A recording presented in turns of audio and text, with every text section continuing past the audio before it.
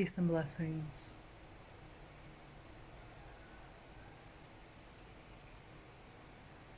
Confirmations.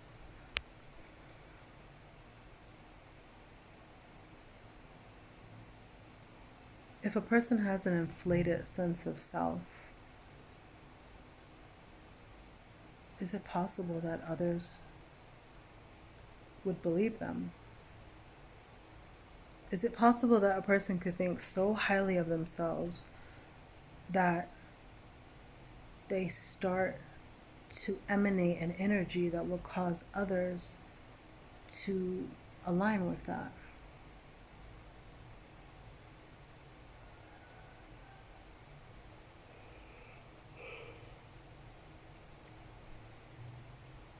And what if it doesn't really happen overnight? What if it just starts with one small aspect of yourself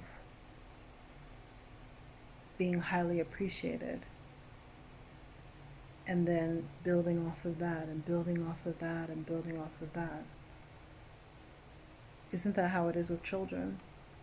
If you tell a child, you're so smart, you're so capable, you're kind, you're loving, you're good, don't they become that in the way that they're capable of as a child? And then doesn't it kind of continue like a ping pong that just keeps, or like a mirror, it keeps bouncing back, forth, forth? You, child, are good. You are beautiful. You are wonderful. You are intelligent. You are, etc. Excuse me. And then that child feels that, and so then they act that way. And then in turn, the world sees them that way, and then they increase in that, and then it keeps going on and on and on and on.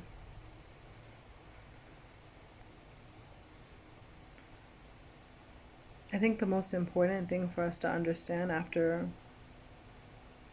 the one that brought us into existence is understanding ourselves. I don't think that we can fully understand who we are if we don't understand where we came from. And after God,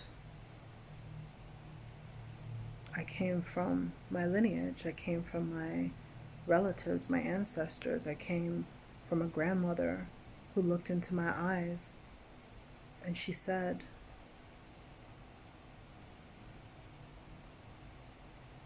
"This child is going to be deep." And I often wonder, did she really see depth?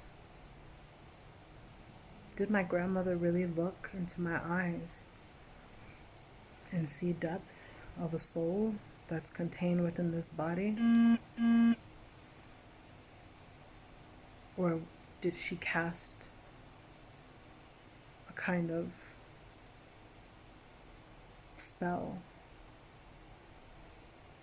Did she somehow seal me into a beingness that ended up being deep or layered? I look at my life, I look at the things that I do, the things that I don't do, this magnificence that I am, this mess that I am.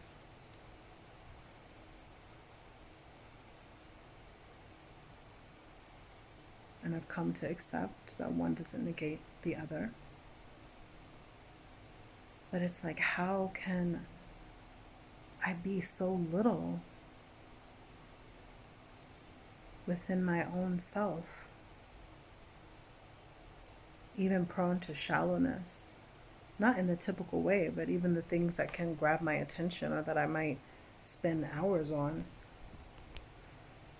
The way I too can get distracted from a greater purpose by trivialities, if that's even a word.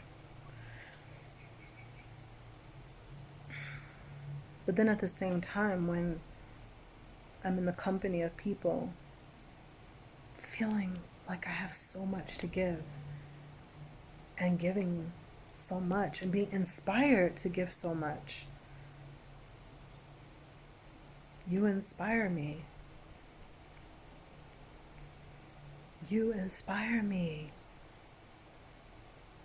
in your humanness, in your needs, in your questions, in your certainties, in your confusions, in your wants. All of you inspire me.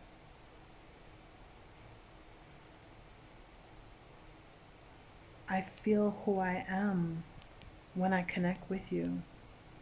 I feel who I'm meant to be when I am present among people. I think that there are some of us in this world who are meant to accomplish so much alone.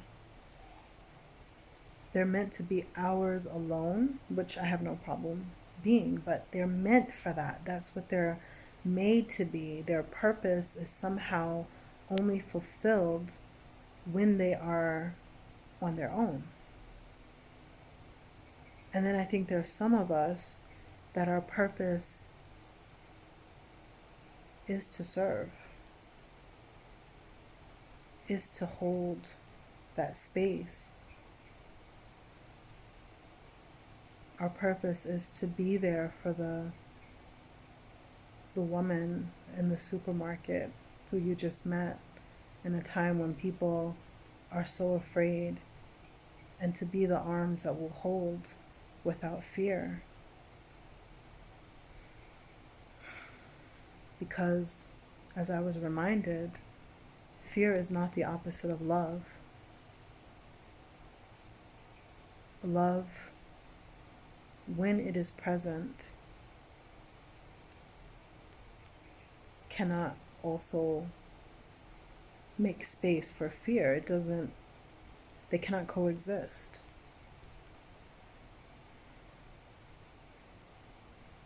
Love, real love, dispels fear.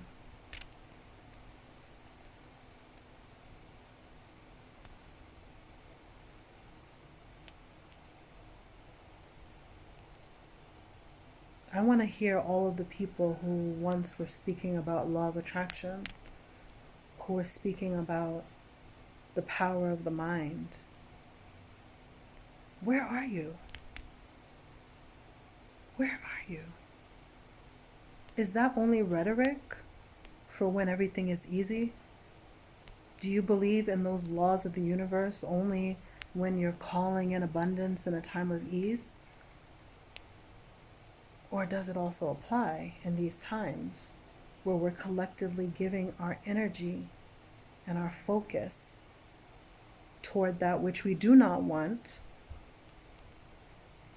and yet we continue, including myself, have continued to give that focus?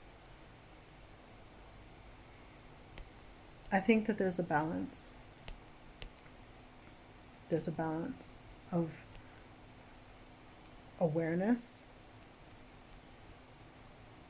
bringing forth concepts or knowledge that is not in the mainstream, understanding that there is an agenda that has been at play for a very long time, and at the same time, trust.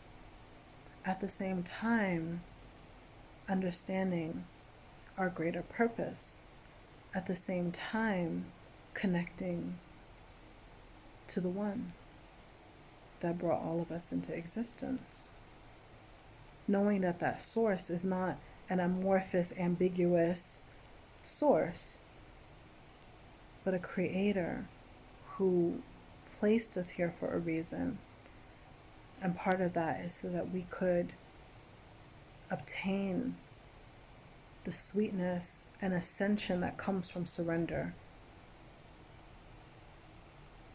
Surrendering to the divine, surrendering to the creator and the guidance that comes from that creator.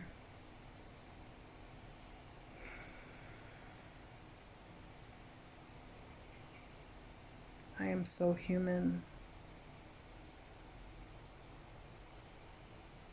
I am so human.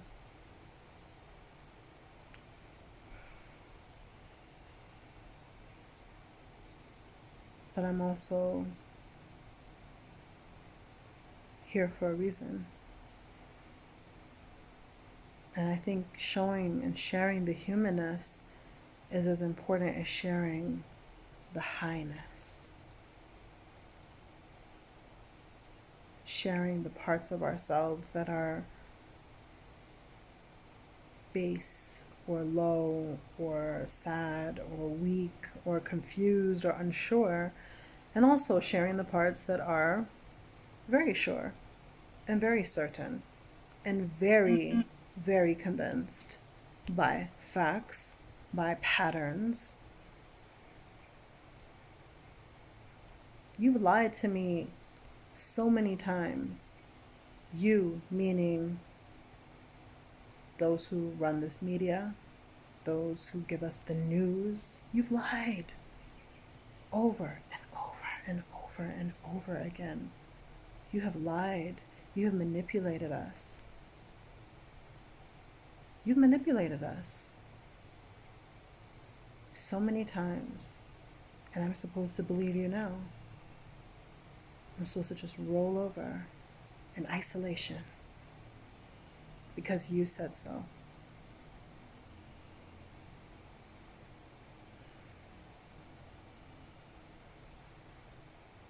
I think not.